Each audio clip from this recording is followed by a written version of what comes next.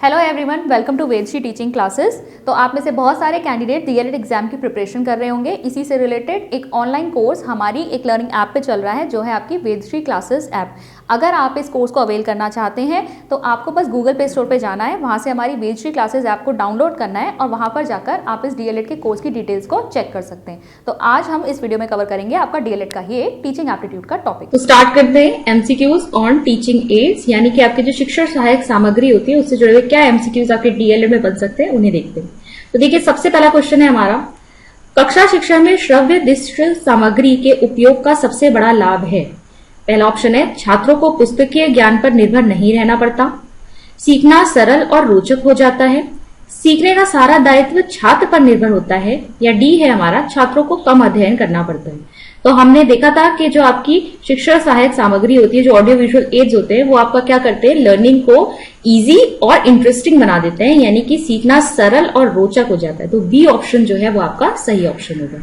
Next question देखेंगे, प्रभावी शिक्षण सहायक सामग्री वह है जो रंग बिरंगी तथा देखने में अच्छी हो, सभी ज्ञान इंद्रियों को सक्रिय करती हो, सभी छात्रों को दिखाई देती हो, या बनाने तथा प्रयोग करने में आसान हो। तो हमने देखा था कि जो अच्छी शिक्षण सहायक सामग्री होती है उसका काम ही होता है कि जो बच्चों की सभी ज्ञान इंद्रियां हैं उनको सक्रिय बना दे। तो इसका बी ऑप्शन सही होगा, सभी ज्ञान इंद्रियों को सक्रिय करती हो। नेक्स्ट क्वेश्चन है, एक अच्छी पाठ्य पुस्तक अनिवार्य रूप से होनी चाहिए आकर्षक रूप से सजी हुई, चित्रों से भरी हुई, रोचक उदाहरणों से भरी हुई, या त्रुटियों से रहित।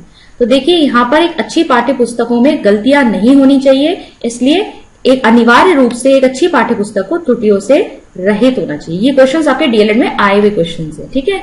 नेक्स्ट क्वेश्चन देखते हैं, दृश्य श्रव्य और शारीरिक गतिविधियां एक शिक्षक को शिक्षण में मदद करती हैं क्योंकि वे शिक्षार्थियों को दिशा प्रदान करती हैं, शिक्षक को राहत प्रदान करती हैं, इंद्रियों को अधिकतम उपयोग करके सीखने में सहयोग करती हैं, या प्रभावी मूल्यांकन की सुविधा प्रदान करती हैं। तो यहाँ भी हमारा आंसर वही होगा, क्वेश्चन को घुमा के दिया हुआ है, लेकिन हमेशा जो आपके ऑडियो विजुअल एड्स होते हैं या आपके टीचिंग एड्स होते हैं, इसमें आपका जो राइट आंसर होता है वो यही होता है कि ऑडियो विजुअल एड ऐसी होनी चाहिए जो आपके सभी इंद्रियां जो है, ठीक है, बच्चों की सभी इंद्रियों को सक्रिय बना दे।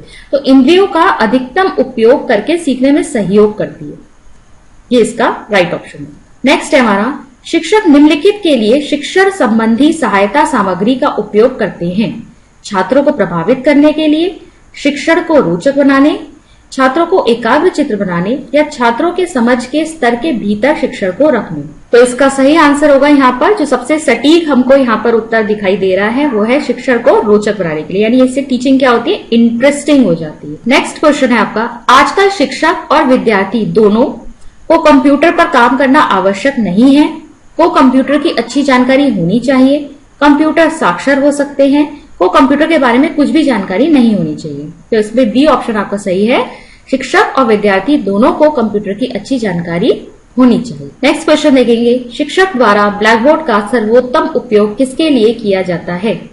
पहला है ऑप्शन आपका, शिक्षण सामग्री को श्वेत श्याम रूप में लिखना, बी विद्यार्थियों को एकाग्रचित्त बनाना, सी महत्वपूर्ण तथा उल्लेखनीय बिंदु लिखना, या डी शिक्षक द्वारा स्वयं को प्रदर्शित करना। तो हम सब जानते हैं कि जब भी एक टीचर जो है टीचिंग करता है तो वो हमेशा ब्लैक बोर्ड पर जो टीचिंग या विषय वस्तु से जुड़े हुए इंपॉर्टेंट पॉइंट्स होते हैं उनको ब्लैक बोर्ड पे लिखते हैं। तो यहाँ पर आपका सही ऑप्शन हो जाएगा महत्वपूर्ण तथा उल्लेखनीय बिंदु लिखना। नेक्स्ट क्वेश्चन है आपका, निम्नलिखित में से क्या प्रक्षेपित साधन में नहीं आता है, ठीक है। तो यहाँ पर क्वेश्चन है कि प्रक्षेपित साधन में नहीं आता जो आपकी प्रोजेक्टिव टेक्निक्स होती है, ठीक है, यानी जिसे भी आप स्क्रीन के ऊपर क्या करते हैं, प्रोजेक्ट करते हैं, यहाँ पर फिर वो डिस्प्ले होता है।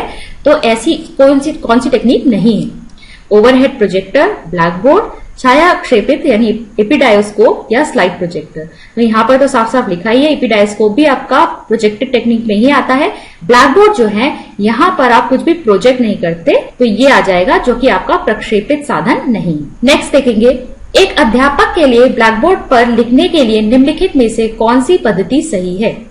तेजी से तथा जहां तक संभव हो स्पष्ट लिखना, सर्वप्रथम विषय वस्तु को लिख देना तथा फिर विद्यार्थियों को उसे पढ़ने के लिए कहना, सर्वप्रथम विद्यार्थियों से प्रश्न पूछना और फिर उत्तर को बिल्कुल वैसे ही लिखना, या मुख्य बातों को जहां तक संभव हो स्पष्टता से लिखना। तो अभी हमने ब्लैक बोर्ड के विषय में बात करी, हमेशा ब्लैक बोर्ड पर जो इंपॉर्टेंट पॉइंट्स होते हैं, मुख्य बातें होती है, उनको लिखा जाता है स्पष्ट रूप से। तो ये डी ऑप्शन यहाँ पर आपका सही ऑप्शन हो जाएगा। नेक्स्ट देखेंगे क्वेश्चन नंबर 10, निम्नलिखित में से कौन सा प्रक्षेपित साधन का स्रोत है। अब आपसे पूछा गया कौन सा प्रोजेक्टेड सोर्स है आपका ऑडियो विजुअल एड्स में या फिर आपके टीचिंग एड्स में।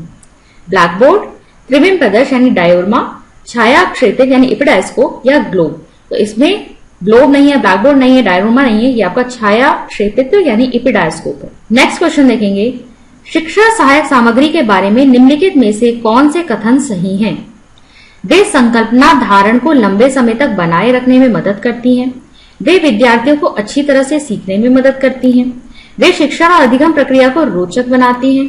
वे रटकर सीखने की प्रक्रिया को बढ़ावा देती हैं। अब नीचे दिए गए कूटों से सही उत्तर का चयन करना है। तो हमें बताना है कि इनमें से कौन से ऑप्शंस आपके शिक्षण सहायक सामग्री के बारे में सही हैं। तो देखिए फर्स्ट ऑप्शन सही है।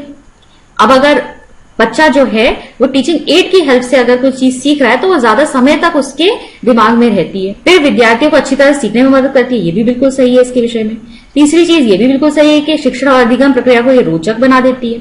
लेकिन चौथी बात हम देखेंगे कि ये रटकर सीखने की प्रक्रिया को बढ़ावा देती है। ठीक है, ये बिल्कुल गलत है क्योंकि ये रटकर सीखने को बढ़ावा बिल्कुल भी नहीं देती है। यहाँ पे बच्चा समझ के सीखता है, खुद करके सीखता है। तो फर्स्ट, सेकंड, थर्ड आपके जिस भी ऑप्शन में आ रहे हैं वही आपका सही ऑप्शन हो जाएगा। तो ये डी ऑप्शन आपका करेक्ट ऑप्शन है। और लास्ट क्वेश्चन देखेंगे, शिक्षा संबंधी सहायक उपकरणों की उपयोगिता के औचित्य का आधार है।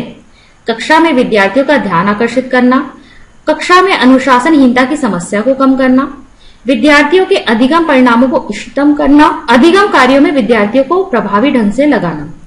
तो यहां पर इसका ऑप्शन सही हो जाएगा सी, विद्यार्थियों के अधिगम यानी जो लर्निंग रिजल्ट्स आपके आ रहे हैं उनको इष्टतम मतलब सर्वोत्तम, मतलब सबसे अच्छा करना है, उन्हें सबसे बेहतर करके दिखाना है।